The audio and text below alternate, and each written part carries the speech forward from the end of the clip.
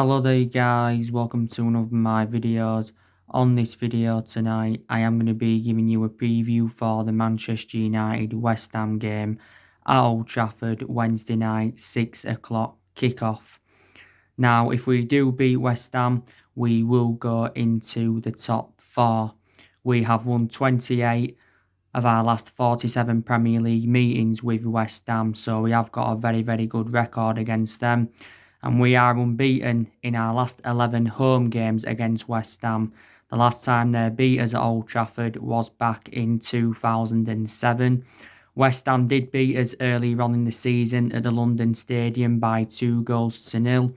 They also did beat us 3-1 last season at the London Stadium. So West Ham are looking to do their first double over us since 2007. But this is a game, Manchester United should win. Of course, West Ham are sitting 15th in the Premier League. I think more or less now West Ham are safe, so they've really, nothing to play for. We did beat them at Old Trafford last season by 2-1. But we want to see a response from Manchester United because, we did recently lose to Chelsea by 3-1 in the FA Cup semi-final. In that game, Solskjaer had made 5 changes from our 2-0 victory against Crystal Palace, and definitely Solskjaer's team selection was wrong, so he was tactically naive in that game. I went through with you the mistakes that I made against Chelsea. He should have started Romero, but he didn't. Obviously, he benched Pogba and McTominay. He didn't start Anthony Martial, and also too, he didn't start Mason Greenwood and that. But yeah, he will make changes in this game against West Ham. I'd like us to win our 2 remaining games in the league, just to be safe. But we can actually, afford to lose or draw and win one and still finish in that top 4. But we are unbeaten in our last 12 Premier League games, so we have done very well. We was unbeaten in our last 19 games, but obviously, Chelsea had ended our unbeaten run. So our priorities now are the top 4, and of course the Europa League is a priority for us, because that's the only chance for us getting some silverware on the board this season under Solskjaer. We do want to win our first trophy under Ole Gunnar Solskjaer, and if we do win the Europa League, we will get automatic qualification for the Champions League. We do know how important Champions League qualification is. But like I said, regarding West Ham, they have got some pretty decent players. They've got that Sebastian Haller, they've got Jarrod Bowen, they've got Lanzini, they've got Felipe Anderson, they've got Jack Wilshere. They're very good players for West Ham. I think the only injuries that West Ham have got is Ryan Fredericks and Robert Snodgrass. David Moyes, by the way, will be reuniting with Manchester United. Don't forget, David Moyes is a former Manchester United manager. David Moyes did only enjoy, 8 or 9 months with the football club. I think the season under David Moyes, we actually, finished 7th. But we actually, should have never recommended David Moyes in as a manager. Ferguson was at the fault for ever recommending him in. But the main explanation why Ferguson recommended him in is because they was both Scottish. And obviously, Moyes is now in his second spell with West Ham. Obviously, he's managed a few other clubs as well. He managed Real Sociedad, was Paul there. Managed Sunderland, obviously, got Sunderland relegated. And I think the only club, David Moyes did well at was Everton. And he was long-serving manager at Everton. I think he enjoyed around 11 years with Everton. But yeah, I'm very convinced that Manchester United are going to win this game against West Ham. Just want to give you a bit of team news building up to the game. Obviously, we'll know more tomorrow when Ole Gunnar Solskjaer has done his press conference and that. And also tomorrow, I'm going to be giving you my starting 11 prediction for the game. There's reports coming out saying that Manchester United could be without 4 defenders for the game against West Ham because Tuanzebe is out with injury. Phil Jones is also out with injury. Luke Shaw's been out with an ankle injury. And Eric Bailly recently suffered a concussion. I've got some good news though regarding Eric Bailly. he has now been released from hospital, so his head injury is not severe. My only element of concern about Eric Bailly is that he is injury prone and that. So that is, a bit of the team news. That is a bit of the team news and that. But I'm very convinced that will be West Ham and Leicester. Like I said, I think in this game against West Ham, Solskjaer is going to select David De Gea. A lot of people are now saying that, David De Gea should be dropped, and a lot of Manchester United fans are saying that David De Gea needs to be sold now. But he's obviously, been our number one for several years, and he is going to remain our number one. Could still be our number one for next season, but a lot of Manchester United fans are saying next season that Dean Henderson should become our number one. Obviously, Solskjaer has warned David De Gea that he has got to raise his game. Alan Shearer recently said that David De Gea needs to be dropped, and Manchester United need to find a replacement for him. This has been David De Gea's 9th season at Manchester United. He is approaching his 10th year at the football club. And David De Gea has made 402 appearances for the club in all competitions. So he's already overtaken Peter Schmeichel on appearances. David De Gea is now not the best goalkeeper in the world at this present time. I think, reflecting on what he's achieved at the football club and, the individual awards he's won, overall, he's still regarded as one of the best goalkeepers in the world. But in the last couple of years, he has been a liability, reflecting on the calamitous mistakes he has made. Obviously, he made 2 calamitous mistakes in the 3-1 loss to Chelsea, because he should have saved Giroud's shot, and he also should have saved Mason Mount's shot, should David De Gea. But like I said, David De Gea has been with us since the Alex Ferguson era, and he's had 7 good years out of the 9 years he's been with us. I said, when David De Gea leaves Manchester United, he will go back to Spain. The main explanations is because he was born in Spain, began his footballing career in Spain, relatives are from Spain, and back in 2015, David De Gea was close to joining Real Madrid, but due to a fax machine, the deal never materialised. Don't forget, David De Gea is on £375,000 a week at Manchester United, so he's the highest paid goalkeeper in the world, and he's the highest paid at the football club. But I think, we need to drop David De Gea. The appearance he made against Chelsea in the Cup was his first appearance in the FA Cup since the 2018 FA Cup final.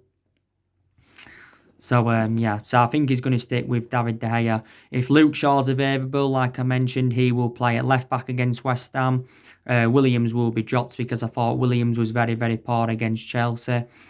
If Bailly would be available, then maybe Bailly could start ahead of Victor Lindelof. Like I said, I expect Paul Pogba to start this game. Obviously, know the news regarding Paul Pogba. I give you the news regarding Paul Pogba earlier on. This is stemming from Fabrizio Romano, and he has said that, Man United want to extend Paul Pogba's contract, and Mini Raiola, Pogba's agent, is waiting for the offer. There were stories coming out last week saying that Paul Pogba was close to signing a 5-year contract with Man United. That would keep him at the football club until 2025. But the contract extension could be announced at the end of the season. As it stands at the moment, Pogba's just got under a year left on his contract, but there is also an option of a further year. Like I said, more or less since the resumption of the season, Paul Pogba has made a fantastic impact. He's been a bit off the pace in the last couple of games. Earlier on in the season, didn't really have a perception on Pogba because he was out with that ankle injury. But don't forget, we're getting this new contract. It will end the uncertainty over his future. So I think we're going to get him a new contract. Like I said, Martial, he came off the bench against Chelsea, but I do think he's going to start against West Ham, is Anthony Martial. Like I said, Martial's enjoyed a fantastic season for us under Solskjaer. Martial's enjoyed 2 good seasons out of the 5 years he's been with us. He's done well this season, and he did really, really well in his debut season under the Louis van Gaal era. Martial has been playing in that number 9 role this season. Like I said, Mason Greenwood, he came on against Chelsea. I think in last couple of games, Mason Greenwood's been a bit off the pace, but don't forget he's had that ankle injury. Mason Greenwood still enjoyed a fantastic season for Man United. He's got 16 goals in all competitions this season, and it's been his first full season in the senior squad. It's been his first full season in the senior squad. So Greenwood will start ahead of James against West Ham. I thought James was very, very poor against Chelsea. James has been very, very poor since the turn of the year. And there has been stories coming out saying that we could loan Daniel James out for next season. Daniel James can play on the right. He can also play on the left. But he's actually more effective from that left-hand side. But when we've played him this season, we've played him on that right. Bruno Fernandes will probably start against West Ham as well. In the last few games, Bruno Fernandes hasn't been so good. He has lacked composure, and that's unusual of Bruno Fernandes. He did score the penalty against Chelsea. That's now 9 goals for Bruno Fernandes since his arrival from Sporting Lisbon in January. We got Bruno Fernandes in a deal with £65 million with add-ons included. And, he's won Player of the Month twice, and he's become the first player to win back-to-back Player of the Months for Manchester United since Cristiano Ronaldo. But he has definitely made the difference in the team. Matic, I don't think will start against West Ham. He could do, but I don't think he will. Looked a bit off the pace against Chelsea. I think McTominay could start, because he played no part against Chelsea. I don't think Fred will start against West Ham either. Don't think he was great against Chelsea. So, Solskjaer is going to make quite a lot of changes. I think Wan-Bissaka will play at right back. Again, he's been a bit off the pace in the last few games, but he's still enjoyed a fantastic season for Manchester United. We got him from Crystal Palace for £45 million last summer, but he has looked a bit off the pace recently. In that. But yeah, we need to win this game against West Ham. We really, really do. But like I said, the biggest test for Ole Gunnar Solskjaer is next season. And I think also too, the summer transfer window is going to be a big test for Ole Gunnar Solskjaer. What players is he going to recommend into the football club? Solskjaer, I think, did say he's looking to make around 3 signings in the summer transfer window. Obviously, Solskjaer's already told Ed Woodward the positions he wants to strengthen up. And Solskjaer wants to recommend the striker in. He wants to recommend the right winger in. And he's looking to recommend the centre defensive midfielder in. There's been reports saying that he's still looking to recommend the centre half in, even though we have got like 7 centre halves in the team. So he's confirmed his positions. Solskjaer's already confirmed that he will avoid buying any rotten apples in the summer transfer window because he warned our players quite a few weeks ago he will not tolerate any rotten apples at the football club. But I think, there's things that Manchester United need to work on. I think we need to be quicker in our play. We need to be quicker on the flanks. I think defensively we need to improve. Probably our forwards need to be more clinical because don't forget Ole Gunnar Solskjaer recently criticised our forwards. But Solskjaer did tactically get it wrong against Chelsea, but I think prior to that, in the 19 games we was unbeaten, Solskjaer's approach to them games were absolutely correct. Earlier on in the season, Solskjaer didn't really have a plan A or plan B. And, he was very, very tactically naive. He really, really was. I don't know if Solskjaer is the foreseeable future for Manchester United. Of course, time's going to tell if he's the foreseeable future for Man United. I think there's a possibility, chance that Solskjaer could see out his contract at the football club.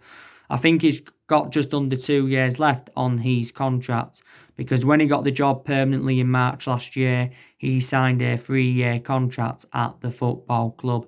Definitely Solskjaer will be here next season, even if we don't get qualification for the Champions League and even if, we don't win the Europa League. Because like I said, it is a transition period and it has been a transition period for a while. I said next season our expectations will be to challenge for the Premier League title without a shadow of a doubt. Because this has been the 7th season now, we have failed to mount any kind of title challenge up, and we haven't won the Premier League since 2013. And, we have got to spend money to compete with the likes of Manchester City and Liverpool. There's a lot of uncertainty regarding the summer transfer window with the financial impact of the coronavirus pandemic. Solskjaer revealed a few weeks ago he's unsure what our transfer budget's going to be. I think our pre-season plans and our transfer strategy are all up in the air because of the uncertainty of how the current campaign will finish. We know that the summer transfer window is going to be opening on the 27th of July. There's been quite a few young players on our agenda.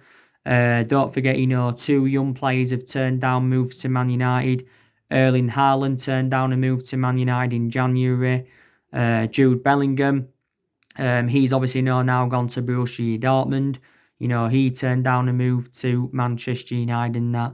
But Solskjaer did say earlier on in his managerial career that he wants to recruit young British talents to Manchester United because 3 of the 5 players Solskjaer's recruited in so far have been British and all of that.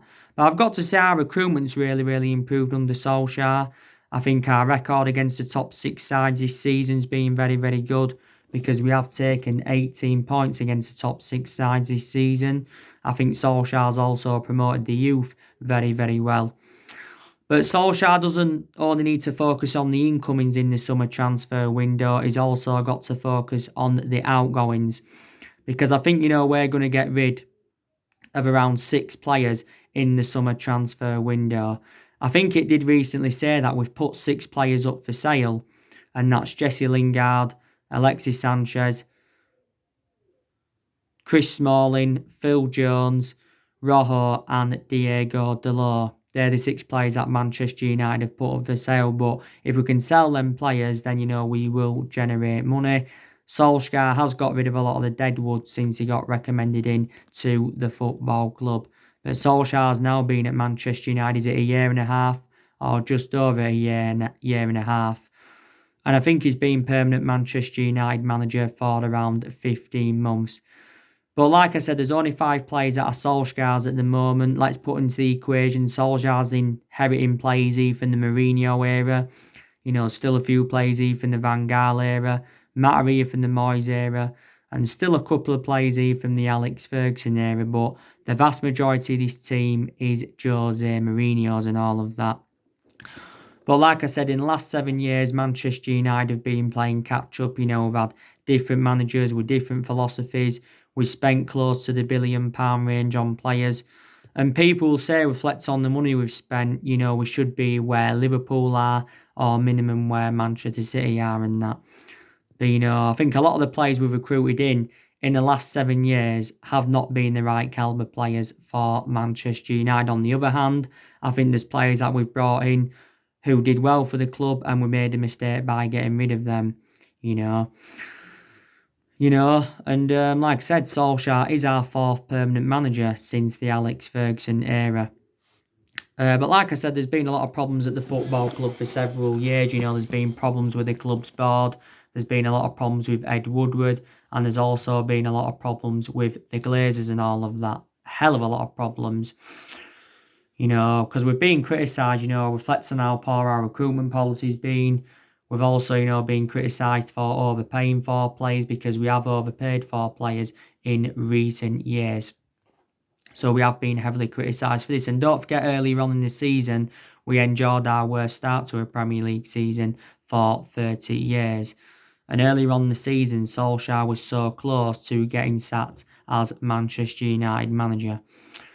He really, really was. The news regarding Jadon Sancho. I give you the news regarding Jadon Sancho earlier on. Jadon Sancho is pushing a move to Manchester United. There's been stories coming out saying that we're going to put an £80 million bid in for him next week. Whether this is going to be enough to convince Dortmund to offload him, I don't know. Solskjaer's already told Ed Woodward that he wants Jadon Sancho at Manchester United by August, because Jadon Sancho is our number one priority target. So you know the news on him. Grealish, haven't spoken with you about him for a while. Jack Grealish, he's another one of our priority targets in that. So it'll be interesting to see who we do recommend in the summer transfer window. It will be very, very interesting to see. It will be very, very interesting to see. But like I've said to we haven't dominated English football since the Ferguson era. Ferguson did endure 26 years at Manchester United, endured 22 years of success, because let's put into the equation, Ferguson didn't win out in his first 4 years at Manchester United. So it took Alex Ferguson, time to settle in. But, our success came under Ferguson because we was even inconsistent before Ferguson. We wasn't good under Ron Atkinson. We wasn't good under Frank O'Farrell because we got relegated under Frank O'Farrell's guidance. Obviously, was Paul under Wolf McGuinness. Wolf McGuinness endured, 18 months at the club and only managed to recruit one player in. But I want things to work out under Solskjaer, because at the end of the day, he's a club legend and he was a great player for the football club for 11 years. Solskjaer's most iconic moment as a player was in 1999 when he won the club the treble. And that is, the club's greatest achievement. Solskjaer's now got that managerial experience behind him, because reflects how long he's been with us. Manchester United is the third club in his managerial career. But yeah, Solskjaer's looking to beat David Moyes as a manager. He's looking to beat David Moyes as a manager in that. But yeah, we will see what happens. Leicester will be a tough game on the final day, but I still fancy Manchester United to win that game against Leicester. I really, really do. Fancy us to win it. But, we are still one of the biggest clubs in the world with fantastic history. We've won a total of 38 major honours under Ferguson. I think we've won 45 trophies in our history. We've only won 3 trophies since Ferguson left, and that was the FA Cup under Van Gaal and the Europa League and the League Cup under Jose Mourinho on that. Like I said, there's players at the football club that have been finding game time hard. Tahith Chong, he's found game time hard. James Garner, he's found game time hard. Delors, he's found game time hard. Jesse Lingard, he's obviously finding game time hard. Andres Pereira, he's also finding game time very, very difficult at the club. So, yeah, we've got to definitely offload players in the summer transfer window. Mata, he's another player that's been finding game time hard. And to be fair, a lot of players' contracts have been extended since Solskjaer came in. But I think we've still got around, 8 players' contracts that are due to expire next year. So we are still facing a dilemma regarding the contracts and all of that. But yeah, we'll be on tomorrow with my starting 11 prediction for the game. Then after that, I will be giving you my reaction to Ole Gunnar Solskjaer's press conference. So anyway, guys, that's everything to update today. Drop your comments, likes below on the channel. If you do, consider subscribe as always, and take care. God bless. See you all again very, very soon.